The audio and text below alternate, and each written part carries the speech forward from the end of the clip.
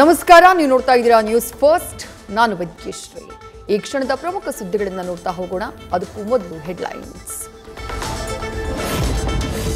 Saudi ಅರೇಬಿಯಾದಲ್ಲಿ ಭೀಕರ ದುರಂತ, 42 ಭಾರತೀಯರು ಸಾವು.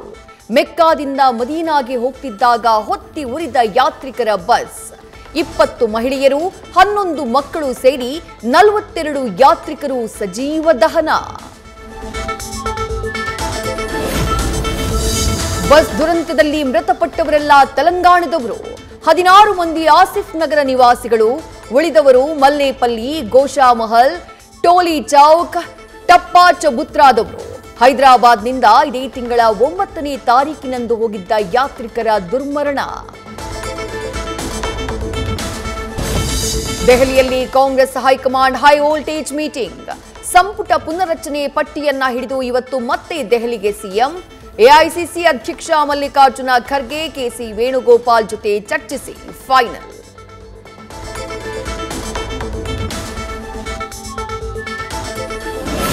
ಸಂಪುಟ ಪುನರ್ರಚನೆಯನ್ನ ಮಾಡೋಕೆ ಇದು ಸೂಕ್ತ ಸಮಯ ಅಲ್ಲ.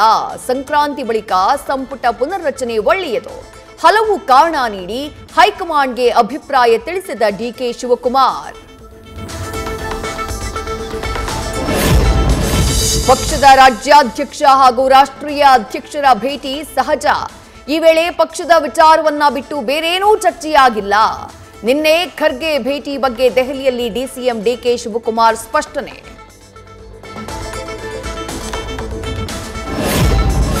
ರಾಜ್ಯದಲ್ಲಿ ಕಬ್ಬು ಬೆಳೆಗಾರರ ಹೋರಾಟ ತೀವ್ರ. ಮಧ್ಯಾಹ್ನ ಪ್ರಧಾನಿ ಮೋದಿ ಭೇಟಿ ಮಾಡಲಿರುವ ಸಿಎಂ ಸಿದ್ದರಾಮಯ್ಯ. ಕಬ್ಬಿಗೆ ಬೆಂಬಲ ಬೆಲೆ, ಸಕ್ಕರೆ ಎಂಎಸ್ಪಿ ದರ ಹೆಚ್ಚಳ ಸೇರಿ ರೈತರ ಸಮಸ್ಯೆ ಬಗೆಹರಿಸುವಂತೆ ಮನವಿ. ನಟಿಗೆ ಅರವಿಂದ ರೆಡ್ಡಿ ಲೈಂಗಿಕ ಕಿರುಕುಳ ಆರೋಪ. ಇವತ್ತು ಠಾಣೆಗೆ ಹಾಜರಾಗುವ ಉದ್ಯಮಿ. ಹಣಕಾಸು ನೆರವು, ಉಡುಗೊರೆ ಸಂಬಂಧ ದಾಖಲೆ ನೀಡುವ ಸಾಧ್ಯತೆ. ಸಂತ್ರಸ್ತ ನಟಿಗೂ ವಿಚಾರಣೆಗೆ ಪೊಲೀಸರ ಸಿದ್ಧತೆ. ನಾಳೆ ವಿಚಾರಣೆಗೆ ಹಾಜರಾಗುವಂತೆ ನೋಟಿಸ್ ಕೊಡಲಿರುವ ಗೋವಿಂದರಾಜನಗರ ಪೊಲೀಸರು ತಮ್ಮ ಆರೋಪಕ್ಕೆ ಸಂಬಂಧಿಸಿ ಸಾಕ್ಷಿ ಕಲೆ ಹಾಕೋಕೆ ಸಜ್ಜು. ನಟಿಗೆ ಕಿರುಕುಳ ಕೇಸ್ನಲ್ಲಿ ಮತ್ತೋರ್ವ ನಟಿಯ ವಿರುದ್ಧವೂ ದೂರು. ಆರತಿ ಪಡುಬಿದ್ರೆಗೂ ನೋಟಿಸ್ ಕೊಡಲಿರುವ ಪೊಲೀಸರು ಫಾಲೋ ಮಾಡಿ ಫೋಟೋಸ್ ತೆಗೆದು ಕಳಿಸಿದ್ದರ ಬಗ್ಗೆ ನಡೆಸಲಿದ್ದಾರೆ ವಿಚಾರಣೆ. ಪರಪ್ಪನ ಅಗ್ರಹಾರ ಜೈಲಿನಲ್ಲಿ ಶಂಕಿತ ಉಗ್ರ ಜುಹಾದ್ ಹಮೀದ್ ಶಕೀಲ್ಗೆ ಎನ್ಐಎ ವಿಚಾರಣೆ. ಕೈನಲ್ಲಿ ಮೊಬೈಲ್ ಹಿಡಿದು ಕುಳಿತಿದ್ದ ಬಗ್ಗೆ ಪ್ರಶ್ನೆ. ನಾನು ಯಾರೊಂದಿಗೂ ಮಾತಾಡಿಲ್ಲ, ಮೊಬೈಲ್ ಕೊಟ್ಟಿದ್ಯಾರೋ ಗೊತ್ತಿಲ್ಲ ಅಂತ ಹೇಳಿಕೆ. ಪ್ರೀತಿಯ ನೆಪದಲ್ಲಿ ಕಳ್ತನ ಮಾಡ್ತಾ ಇದ್ದ ಪ್ರೇಮಿಗಳು ಡೇಟಿಂಗ್ ಆಪ್ ಮೂಲಕ ಪರಿಚಯ ಮಾಡಿಕೊಂಡು ಕೈಚಳಕ. ಸಾಲ ತೀರಿಸೋಕೆ ಕಳ್ಳತನಕ್ಕೆ ಇಳಿದಿದ್ದ ಕಿಲಾಡಿ ಜೋಡಿ.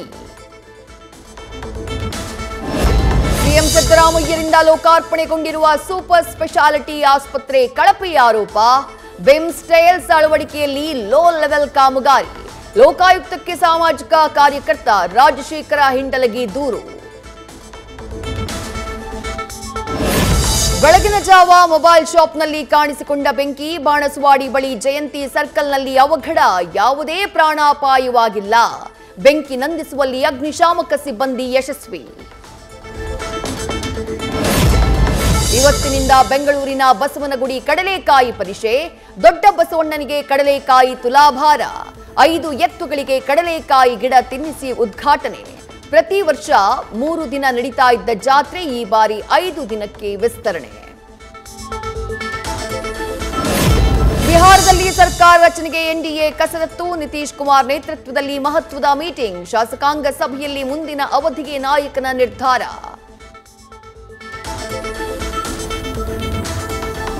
ದೆಹಲಿ ಕೆಂಪುಕೋಟೆ ಬಳಿ ಭೀಕರ ಕಾರ್ ಸ್ಫೋಟ ಪ್ರಕರಣದ ತನಿಖೆ ಚುರುಕು. ಇತ್ತ ಜಮ್ಮು ಕಾಶ್ಮೀರದ ನೌಗಾಂ ಪೊಲೀಸ್ ಠಾಣೆಯ ಆಕಸ್ಮಿಕ ಸ್ಫೋಟದ ಬಗ್ಗೆಯೂ ಪರಿಶೀಲನೆ. ಕೇಂದ್ರದ ಫಾರೆನ್ಸಿಕ್ ಸಿಬ್ಬಂದಿ ಭೇಟಿ ನೀಡಿ ತಲಾಶ್. ಇಂದಿನಿಂದ ಶಬರಿಮಲೆ ಅಯ್ಯಪ್ಪ ಸ್ವಾಮಿ ದೇವಸ್ಥಾನದ ಮಂಡಲ ಯಾತ್ರೆ ಪ್ರಾರಂಭ. ಸಕಲ ಪೂಜಾ ವಿಧಿವಿಧಾನಗಳ ಮೂಲಕ ಈಗಾಗಲೇ ದೇಗುಲ ಓಪನ್. ಮೊದಲ ದಿನವೇ ಅಪಾರ ಸಂಖ್ಯೆಯಲ್ಲಿ ಭಕ್ತರ ಆಗಮನ. ನ್ಯೂಸ್ ಫಸ್ಟ್ ನಿರ್ಭೀತಿಯಿಂದ ನಿಮ್ಮ ಪರವಾಗಿ.